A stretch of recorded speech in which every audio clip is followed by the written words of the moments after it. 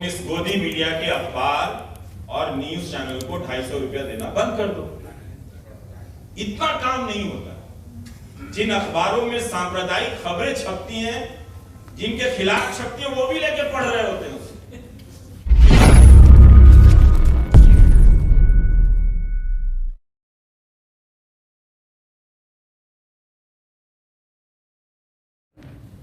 तो पहले होता था कि मीडिया आदमी के पास चलकर जाता था, अब आदमी मीडिया के पास चलकर जाता तब भी कोई नहीं सुनता है। 2019 में ऑस्ट्रेलिया की केंद्रीय जांच एजेंसी ने एबीसी न्यूज चैनल पर छापा मारा और एक पत्रकार के घर भी छापे पड़े थे। तो क्या हुआ था कि इसके विरोध में वहां के जितने भी क्षेत्रीय अखबार थे, कम प्रसारण वाले और राष्ट्रीय अखबार थे, अधिकतम प्रसारण वाले, इन सब ने अपने पहले पन्ने पे कुछ काट-पीट लगा दिया काले रंग से, जो लिख के उस पे काली स्याही लगा दी कि जिससे आप पढ़े नहीं। विरोध सारे अखबारों ने किया और टीवी चैनलों पर विज्ञापन चला था कि जब सरकार आपसे सच छुपाना चाहती है तो वो क्या है जो छुपाना चाहती है। इस तरह से चला था उस देश में। हम मदर ऑफ डेमोक्रेसी क्या हमारे यहाँ चल सकता? नहीं चल सकता। तो ये और इन पत्रकारों ने रिपोर्ट क्या की थी? रिपोर्ट ये थी कि अफगानिस्तान में ऑस्ट्रेलिया की सेना ने किस तरह से युद्ध के नियमों को तोड़ा है और युद्ध का अपराध किया है। क्या आप आज के भारत में इस तरह की स्टोरी की कल्पना कर सकते हैं? नहीं कर सकते। और इससे वहां के जो प्रधानमंत्री थे उस वक्त, नाम भूल रहा हूं, लिख कर लाया था मैं, स्कॉट मॉरिसन, बड़ी दिक्कत हो गई उनकी। तो एक राइट टू नो कोएलिशन बना था, राइट टू नो कोएलिशन। हमारे यहाँ right to know, RTI, right to information कानून है, उसकी दुर्दशा आप जाकर देख लीजिए कि क्या हो। उस कानून का भी इस्तेमाल सूचना हासिल करने के लिए ये लाखों करोड़ के विज्ञापन वाले मीडिया में आपको एक दो पत्रकार ही मिलेंगे, वो भी अखबार में मिलेंगे। तो जो आरटीआई का कानून लाया गया, जिसका सबसे ज्यादा इस्तेमाल पत्रकारों को करना था, उन्होंने ही सबसे कम किया। 2014 के पहले कुछ हुआ होगा, 2014 के बाद तो अब करते भी नहीं है, और कोई करके लाता है तो भी 5 मिनट काफी है, हो जाएगा खत्म। तो इस तरह से 2018 में अमेरिका में भी बॉस्टन ग्लोब के नेतृत्व में करीब 300 अखबारों ने संपादकीय लिखा था, प्रेस फ्रीडम के लिए लेके लिखा था। तो ऐसा नहीं है कि मैं पश्चिम के अखबारों को आदर्श के रूप में पेश कर रहा हूं। अभी तो बिल्कुल भी नहीं कर सकते। इसराइल और गजा को लेकर जिस तरह से उनकी रिपोर्टिंग है वो बहुत खराब है। लेकिन उसी रिपोर्टिंग में उन्हीं चैनलों के प्रतिनिधि आप देखेंगे जो गजा में मारे जा रहे हैं। 28-29 पत्रकारों की वहां पर हत्या हुई है इस युद्ध में, और ये चैनल कम से कम इसमें इतना लिहाज बचा हुआ है कि कह रहे हैं कि हमारे संवाददाता हैं।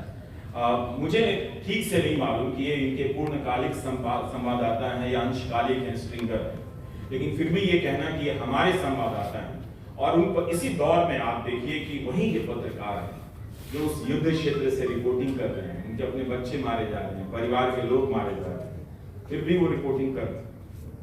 तो क्या इस तरह का सपना और जज्बा इतने बड़े देश में है?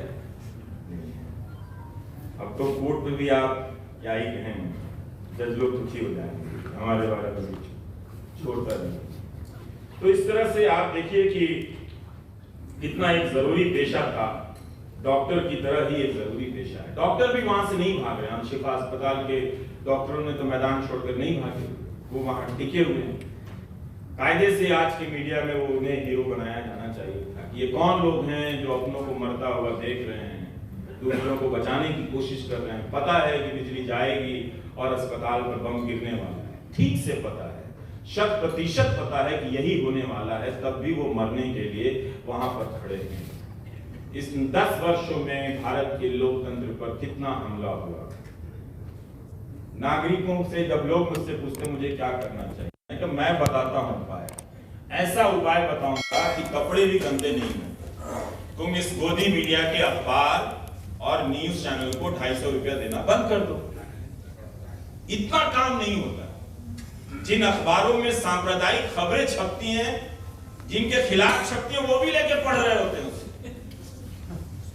क्योंकि उनमें उनका भी फोटो छप जाता है कभी कभी। तो जब आप इस मीडिया से नहीं लड़ सकते, तो जब आप कोई भी लड़ाई आज के दौर में इस गोदी मीडिया के बनाए हुए मूल्य जाल से लड़े बगैर वो लोकतांत्रिक और संवैधानिक लड़ाई हो ही नहीं सकती। इसका मतलब है कि आप समय बर्बाद कर रहे हैं। खत्म कर रहा हूं। प्रधानमंत्री नरेंद्र मोदी, राहुल गांधी और मुझ में एक चीज कॉमन है, हम तीनों यूट्यूबर हैं। लेकिन कुछ अंतर भी है। राहुल गांधी शायद नहीं कहते हैं कि मेरे चैनल को सब्सक्राइब करो, अगर कहा भी होगा तो मेरे ध्यान में नहीं, लेकिन प्रधानमंत्री ने कहा कि मेरे चैनल को सब्सक्राइब कीजिए। तो उस मामले में मैं उनसे सीनियर हूं, क्योंकि उनके पहले से मैं कहता आ रहा हूं कि मेरे चैनल को सब्सक्राइब कीजिए। तो और ट्विटर पर भी मैं उनसे सीनियर हूं, प्रधानमंत्री से उनसे पहले आया हूं ट्विटर पे। तो खैर, अब उनके समर्थक मेरा मजाक उड़ाते थे कि ये ट्विटर पे मांग रहा है और सब्सक्राइबर ढूंढ रहा है, इसको नौकरी से नहीं। देखिए, पत्रकार खुश है पत्रकार की नौकरी जाने से, तो हम यहां तक आ गए हैं। लेकिन वो जब उन्होंने सब्सक्राइबर मांगना शुरू कर दिया तो मैंने कहा चलो एक मामले में तो मेरी जीत हुई, कम से कम मुझे फॉलो कर रहे हैं और ठीक से अच्छे के लिए फॉलो कर रहे हैं। तो यह है कि आपको समझना चाहिए कि प्रधानमंत्री को क्यों यूट्यूब पर आना पड़ा, राहुल गांधी और मुझे क्यों यूट्यूब पर आना पड़ा। दोनों के कारण अलग। प्रधानमंत्री के पास अगर बाजार का मीडिया उसे छोड़ ही दीजिए, बेहिसाब दूरदर्शन के तमाम चैनल हैं, आकाशवाणी के तमाम चैनल हैं, इसके बाद भी उन्हें यूट्यूब पर जाकर कहना पड़ा कि आप हमें सब्सक्राइब कीजिए। इसलिए नहीं कि टेलीविजन के बताया जाता है कि दर्शक कम हो गए हैं, ये कुछ कारण रहे होंगे, या फिर इन एंकरों की साख खत्म हो गई है तो अब ज्यादा उससे वसूली नहीं हो रही है। पर मुझे लगता है कि ये बहुत ज्यादा मजबूत कारण नहीं है। हमें ये कभी भी भ्रम में नहीं रहना चाहिए कि YouTube का जो स्पेस है वो कोई गैर सांप्रदायिक स्पेस है। वहां पर ज्यादा सांप्रदायिकता, मुख्य धारा के गोदी मीडिया से कहीं ज्यादा सांप्रदायिक पत्रकारिता या फिर सामग्रियां, ऐसे कार्यक्रम मजबूती से जमे हुए। तो प्रधानमंत्री उनके तक पहुंचने के लिए कह रहे हैं कि मुझे भी सब्सक्राइब कर लो और अपने अपने कार्यक्रमों में मेरा भी थोड़ा थोड़ा डालना शुरू करो। तो ये किए। लेकिन राहुल गांधी को मीडिया ने जिस तरह से ब्लॉक किया, एक विपक्ष के नेता को, वो जब भी प्रेस कॉन्फ्रेंस करते हैं अदानी के मामले पे, तो वो तो कभी दिखाया नहीं जाता, कभी उस पर बहस नहीं होती कि राहुल, क्योंकि जब आप बहस करेंगे तो अदानी पर जितने भी खबरें छपी हैं वो सब रिसर्च में ऊपर आ जाएंगे, प्रवक्ता बोलने लग जाएगा, तो करना ही नहीं है। तो इस तरह से आपके सामने ये स्थिति बना दी गई है। सत्यपाल मलिक का इंटरव्यू जब राहुल गांधी कर रहे थे तो मुझे अच्छा नहीं लगा। अच्छा अपने लिए नहीं कि भारत की पत्रकारिता इस हाल में हो गई कि विपक्ष के नेता को पत्रकार बनना पड़ता है और जो पत्रकार है वो विपक्ष की हत्या कर रहा है। तो इसलिए मुझे अच्छा नहीं लगा। और ये भी लगा कि जिस नेता को मीडिया ने मजाक उड़ाया और कमजोर साबित कर दिया, उस नेता ने अपने एक इंटरव्यू से लाखों करोड़ की इंडस्ट्री वाले मीडिया को हमेशा हमेशा के लिए शर्मिंदा कर दिया कि जब तुम नहीं हो तो हम विपक्ष का नेता भी बनेंगे और हम इंटरव्यू भी करेंगे। ये बहुत दुखद क्षण था जब मैं उस इंटरव्यू को देख रहा था। देखते समय हर क्षण मुझे बहुत दुख हो रहा था कि इतना बड़ा देश, इस मीडिया का इकबाल इतना गिर गया। उसी समय लोकतंत्र और पत्रकारिता जन्म ले रही थी। नहीं, अभी हम भ्रम में नहीं रहते हैं। लेकिन खैर, 7 फरवरी 2023 को मैं अब बात खत्म कर रहा हूं। प्रधानमंत्री नरेंद्र मोदी ने कहा था कि इन लोगों को ईडी का धन्यवाद करना चाहिए कि ईडी के कारण ये लोग एक मंच पर आए हैं। ईडी ने इन लोगों को एक मंच पर ला दिया। जो आरोप विपक्ष लगा रहा था कि आप ईडी का राजनीतिक इस्तेमाल कर रहे हैं, उस आरोप की स्वीकृति उस संसद में कर रहे थे कि ईडी के कारण इनकी एकजुटता हुई है, ईडी ने इनको ला दिया है। जो काम देश के मतदाता नहीं कर पाए, देखिए अब वो मतदाता को भी कोस रहे हैं। जो काम देश के मतदाता नहीं कर पाए वो ईडी के लोग कर रहे हैं। तो ये एक सवाल था। और इसी साल फरवरी में प्रधानमंत्री ने कहा कि मोदी पे भरोसा, ये देखिए जिनके पास मोदी मीडिया का निरंतर सुरक्षा चक्र है, वो कह रहे हैं कि मोदी पे भरोसा अखबार की सुर्खियों से पैदा नहीं हुआ है, मोदी पे भरोसा टीवी पर चमकते चेहरों से नहीं हुआ है।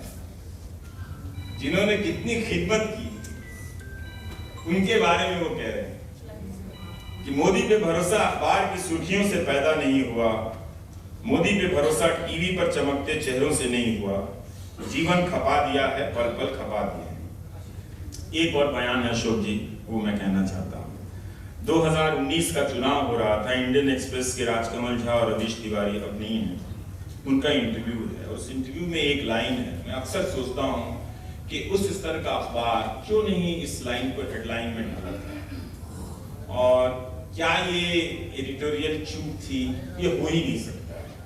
हम सब जब किसी बड़े नेता का इंटरव्यू करते हैं तो उसकी एक एक बात पे बहुत गहरी निगाह होती है, और उसकी 3-4 बातों में से हम चुनाव करते हैं कि किस लाइन को हम हेडलाइन बनाएं जो लगे कि उसका न्यूज वैल्यू ज्यादा है।